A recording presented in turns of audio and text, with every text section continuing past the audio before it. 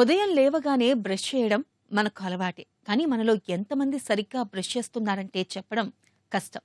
నోట్లో బ్రష్ పెట్టి అలా ఇలా తిప్పేసి నోటిని కడిగేసే వాళ్ళే ఎక్కువ మంది. కొంతమందైతే బ్రష్‌ని అడ్డదిడ్డంగా పళ్ళకేసి రుద్దుతూ ఉంటారు. మరికొందరు అదే పనిగా చాలాసేపు బ్రష్ చేస్తూ ఉంటారు. నిజానికి ఇవన్నీ దంతధావనంలో మనం చేస్తున్న పొరపాట్లే అంటారు డాక్టర్లు. దంతధావనంలో మనం చేస్తున్న పొరపాట్లేమిటో, పళ్ళు తోముకోవడంలో ఎలాంటి జాగ్రత్తలు తీసుకోవాలో డాక్టర్ని అడిగి ఇప్పుడు తెలుసుకుందాం.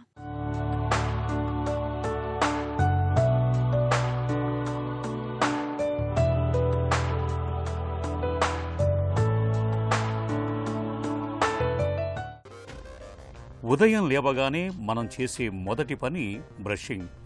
కానీ రోజూ పళ్ళు తోముతున్నా పళ్ల పసుపు రంగు ఎందుకు తగ్గటం లేదు? నిత్యం దంతధావనం చేస్తున్నా నోటి దుర్వాసన ఎందుకు తగ్గటం లేదు? చిగుళ్ల నుంచి రక్తం ఎందుకు వస్తోంది? ఈ ప్రశ్నలన్నిటికీ సమాధానం ఒకటే, అది సరిగా బ్రష్ చేయకపోవటం. అంటే పళ్ళు తోమటం కంటే సరైన విధంగా దంతధావనం చేయటం చాలా ముఖ్యం. నిత్యం బ్రషింగ్లో మనం చేస్తున్న చిన్న పొరపాట్లే నోటి ఆరోగ్యాన్ని దెబ్బతీస్తున్నాయని, దంతాలకు సమస్యలు తెచ్చిపెడుతున్నాయని చెబుతారు దంత వైద్యులు. బ్రష్ అనేది మనం ముఖ్యంగా 2 సార్లు చేసుకోవాలండి. ఉదయం ఒకసారి చేసుకోవాలి, రాత్రి ఒకసారి చేసుకోవాలి. ఎంతసేపు చేసుకోవాలనేది కూడా చాలా ఇంపార్టెంట్. చాలామంది తెలియక బ్రష్ 20 నిమిషాలు, అరగంట, ముప్పావు గంట అలా వాళ్ళతో వీళ్ళతో మాట్లాడుతూ అలా బ్రష్ చేసుకుంటుంటారు. సో అలా బ్రష్ చేసుకోవడం వల్ల పళ్ళు అరిగిపోవడం తప్ప పెద్ద ప్రయోజనం ఉండదండి.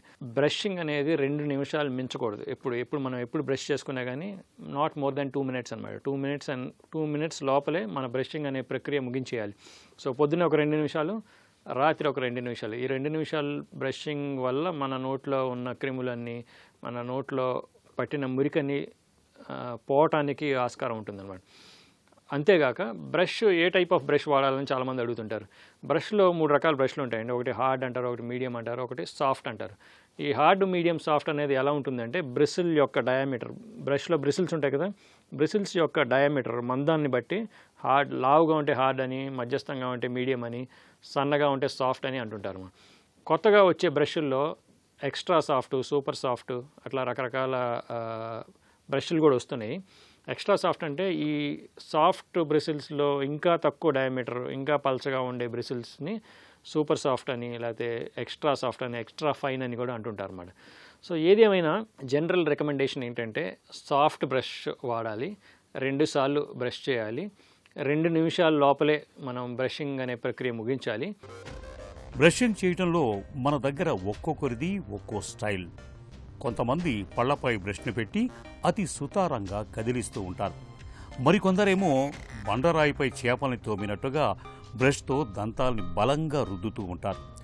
కొంతమంది బ్రష్ పైన టూత్పేస్ట్ని ఎక్కువగా వాడితే, మరికొందరేమో బఠానీ గింజంత పరిమాణంలో మాత్రమే పేస్టును పెడుతూ ఉంటారు. కొందరు హార్డ్ బ్రష్ వాడితే, మరికొందరేమో అతి సున్నితమైన బ్రష్లను వాడుతూ ఉంటారు. కొందరు త్వరగా బ్రష్ చేసేస్తే, కొందరేమో తాపీగా దంతధావనాన్ని కానిస్తూ ఉంటారు. నిజానికి ఐడియల్ బ్రషింగ్ అంటే పళ్లను తోమటం కూడా ఓ కళే అంటారు నిపుణులు.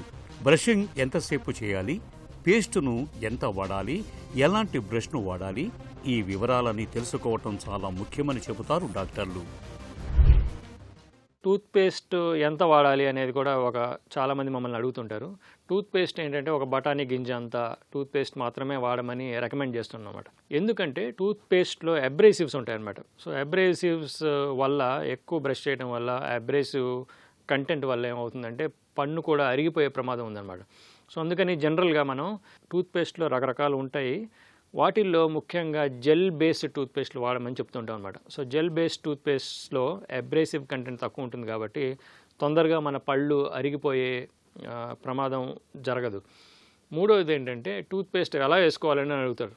టూత్పేస్ట్ మన అడ్వర్టైజ్మెంట్స్లో పైనుంచి కింద దాకా టూత్పేస్ట్ వేసేయటం చూస్తుంటాం మనం. కానీ అలా వేసుకోవాల్సిన అవసరం లేదండి.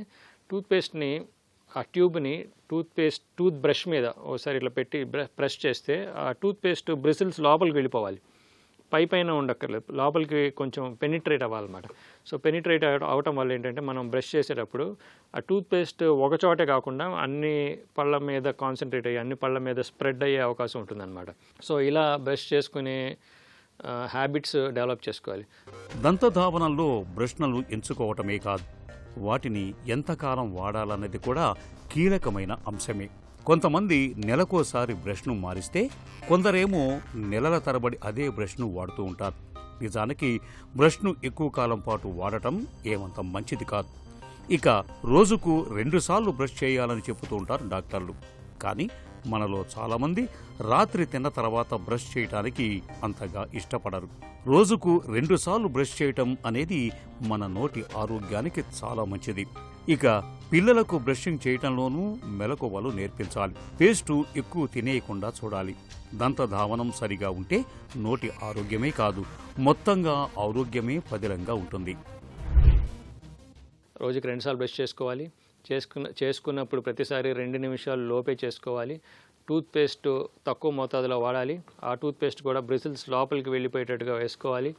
అలాగే బ్రష్ చేసుకునేటప్పుడు కూడా పైకి కిందకి బ్రష్ చేసుకోమని చెప్తుంటాం. అడ్డంగా కాకుండా పైకి కిందకి బ్రష్ చేసుకునే ఒక అలవాటు చేసుకోవాలి. అలాగే బ్రిసిల్ డయామీటర్ అంటే సన్న డయామీటర్ ఉన్న బ్రిసిల్స్ అంటే సాఫ్ట్ బ్రషెస్ వాడమని ఎక్కువగా రికమెండ్ చేస్తూ ఉంటాం. ఈ సలహాలు పాటించి, ఈ రికమెండేషన్స్ పాటించి బ్రషింగ్ అనే ప్రాసెస్ ఎప్పుడైతే మీరు 2 సార్లు చేస్తారో, సో మీ నోటి ఆరోగ్యం మెరుగ్గా ఉంటుంది. మీ నోటి ఆరోగ్యం బాగుంటే మీ శరీర ఆరోగ్యం కూడా బాగుంటుంది అని చెప్పడానికి ఎటువంటి సందేహం లేదు. ఒక మంచి చిరునవ్వు మనిషి అందాన్ని పెంచుతుంది. అందుకు ఆ నవ్వు వెనక ఆరోగ్యకరమైన దంతాలు ఉండాలి. దంతాలు ఆరోగ్యంగా ఉండాలంటే మన దంత ధావనం చక్కగా ఉండాలి. ఉదయం రాత్రి క్రమం తప్పకుండా బ్రష్ చేయాలి. ప్రతి 3 నెలలకు ఒకసారి టూత్ బ్రష్ను మార్చుకోవాలి. మెత్తని ఆహార పదార్థాలు తిన్నప్పుడు వాటిని పళ్ల సందుల నుంచి తొలగించుకునేందుకు ఫ్లాషింగ్ చేయటాన్ని అలవాటు చేసుకోవాలి. ఏవైనా ఆహార పదార్థాలు తిన్నా, కాఫీ, టీలు, కోలాలు తాగిన వెంటనే మంచినీటితో పుక్కిలించాలి. ఈ అలవాట్లు మన దంతాల్ని, నోటి ఆరోగ్యాన్ని చక్కగా ఉంచుతాయి.